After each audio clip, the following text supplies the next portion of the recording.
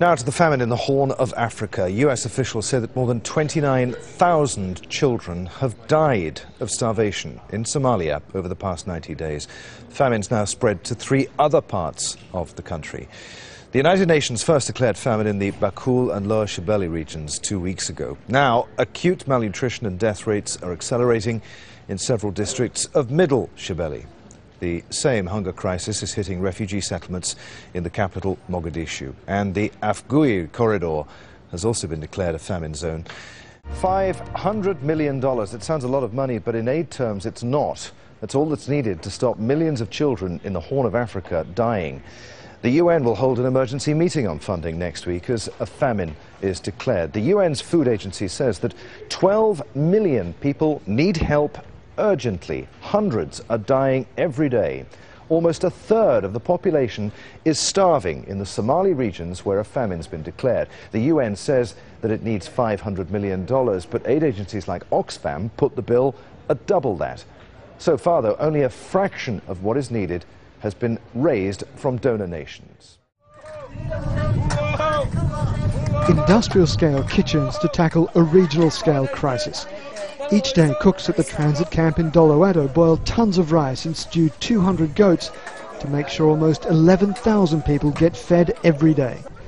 For those weakened by drought and a prolonged march across the desert, this is a godsend. This is quite literally a lifeline. The food that they're serving here isn't anywhere near enough to meet all of the needs of all of the people, but it is vastly more than what most of them are getting back in Somalia. It is helping to keep them alive. This is what the UN means when it talks of drastic action to avert widespread deaths. And it's not just in the refugee camps outside Somalia that the UN is scaling up. In the Somali capital, Mogadishu itself, the World Food Programme is also helping to feed the vast numbers of people who fled here looking for nutrition. I've met here today people from all over southern Somalia, and there's no food where they are. And what we've heard from them, I just heard from one woman who's lost 3 of her children. And so we're calling on the world to really back operations to scale up very quickly to reach those in the epicenter in the famine conditions in southern Somalia. It's very dangerous and risky, but we have to reach people. They're not making it all the way here to Mogadishu. Those who do make it to Mogadishu or here to Doloado in Ethiopia are telling horrific stories of animals perishing, of a land with nothing left to give, of people exhausted and starving. Even during the most efficient of times, refugee officials struggle to process the new arrivals who show up at the gates of Kenya's Dadaab refugee camp each day. Around 1,000 a day had been arriving. Now that number has almost doubled. This is also Ramadan, a time when families fast during daylight hours. For Somalis struggling with the famine, the holy month means very little change. We have already been fasting before Ramadan because of the famine. We have no food. I'm fasting now and I will just continue fasting. Islam excuses the sick, the young and the old, travellers and pregnant and lactating mothers from joining the fast. That applies to the majority of people here. But the enormous pressure on very limited supplies means that most will not eat, whether they want to or not. We desperately need more supplies, more money to purchase them, more qualified staff, more of everything really. And we don't have that much time. We really need to get things moving. This is the Dadaab refugee camp in eastern Kenya. Around 10,000 refugees arrive here every week and the place is overflowing. There are nearly 400,000 in a place meant for only 90,000 people. They build shelter using basic materials. And across the border in Somalia's capital, Mogadishu, a similar picture. Drought and conflict are making life extremely difficult. I have been in the hospital with my daughter for a week. She had severe malnutrition when I brought her here. We fled from Upper Shebele after all our goats and sheep were lost in the drought. There are no international aid agencies operating in Somalia. The United Nations calls the situation in the country the worst humanitarian disaster in the world. The whole region is now facing a crisis of enormous proportions. One aid agency says more international aid is urgently needed before the situation turns from a severe crisis into a really major tragedy. So now we can speak to Iman, who's a Somali-American model and entrepreneur, joins us now from New York. Welcome to the program, Iman. You were a child in Somalia. You were born in Mogadishu. You left in your teens. You well know the privations of Somalia and the desperate times that it's had. This famine, how do you think what's going on right now compares with everything that's gone before? Well, thank you for having me. But let me just put a context on what's happening. I mean, I was there in Somalia in 1992 with the BBC crew and making a documentary on the famine at that time. And I don't want to belittle that famine, but this famine in itself, it is much worse than what has happened in 1992. But I remember very clearly when I was there in 1992 that there were NGOs and international community talking about that there needs to be some warning signs of drought and also safety nets put in place. Now, needless to say, I have heard from the International Red Cross, from the, especially from Save the Children Fund, that the drought was being registered, actually predicted, and that it was coming. Not just prediction, but that it was actually registered that it was coming November last year. And what has happened is that that urgency of call from the NGOs did not really bring urgent action.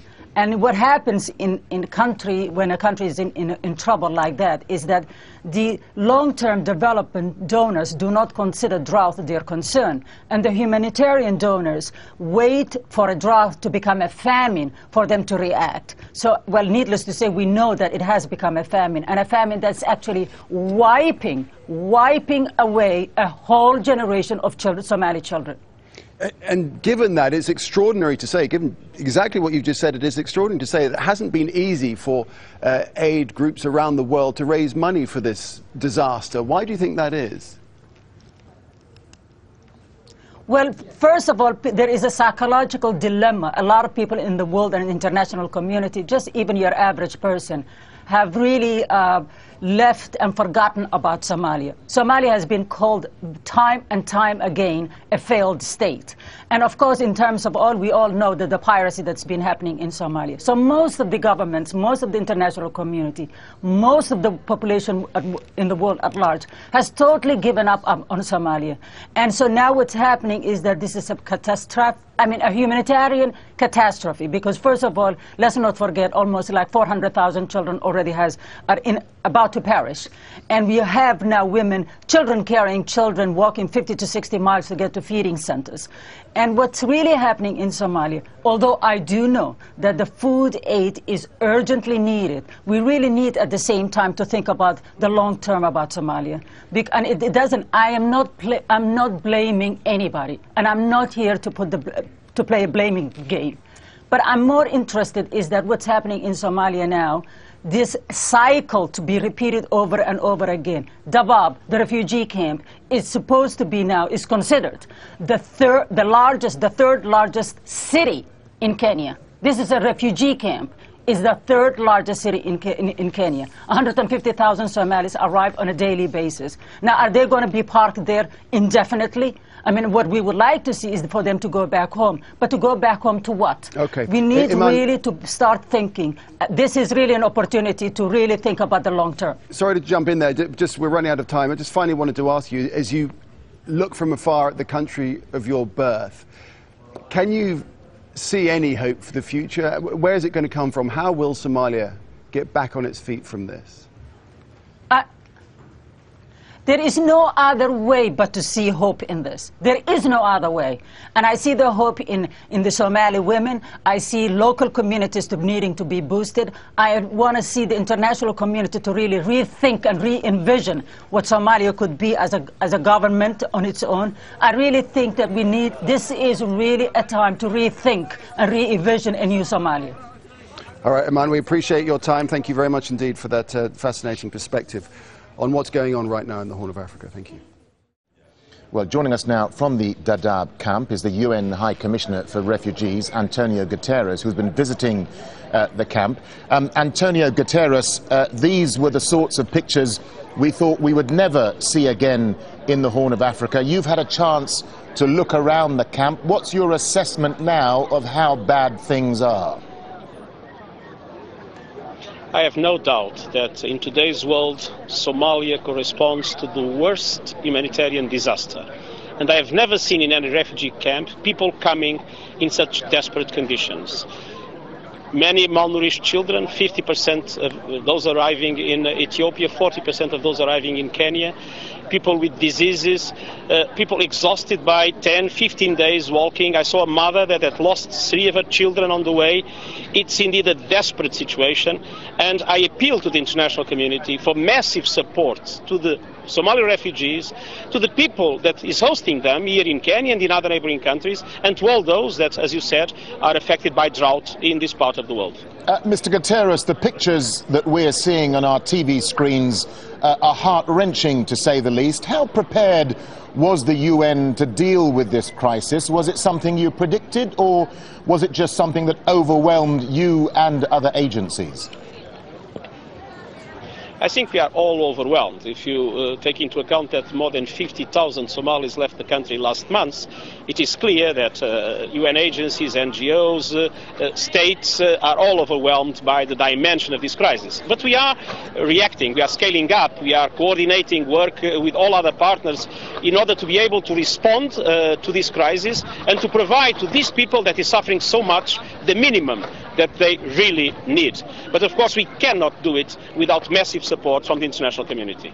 The UN has been calling for more aid to be delivered to people inside Somalia, but perhaps that would involve talking with the Islamist fighting group Al-Shabaab, who controls large parts of the country. They've been branded a terror group by the US. Are you prepared to talk to Al-Shabaab? Is this part of doing business for the UN? I think that to deliver aid inside Somalia is at the present moment a very important priority. When we see the people coming here in such desperate conditions, it would be much better if they could have been supported inside the country. So I think it's necessary that all the agents of the conflict and the whole of the international community does everything in the next few weeks in order to create the conditions for massive humanitarian aid to be distributed inside the country. Some areas are controlled by Shabaab, some areas are controlled by transitional federal government or other groups. It doesn't matter. What matters is the people that is suffering and the need to support them. Just a final thought from you, Mr. Guterres. This camp where you are now was built to hold 90,000 people. It's now holding 4 times that. Do you think the situation's likely to get worse as more refugees pour in from Somalia? Yes, we hope that we will be authorized by the Kenyan government to expand the camp. There are areas that have been selected, agreed with the local community, that have inclusive infrastructure. So there is a lot that can be done to improve the conditions of the people here if we are allowed to do so.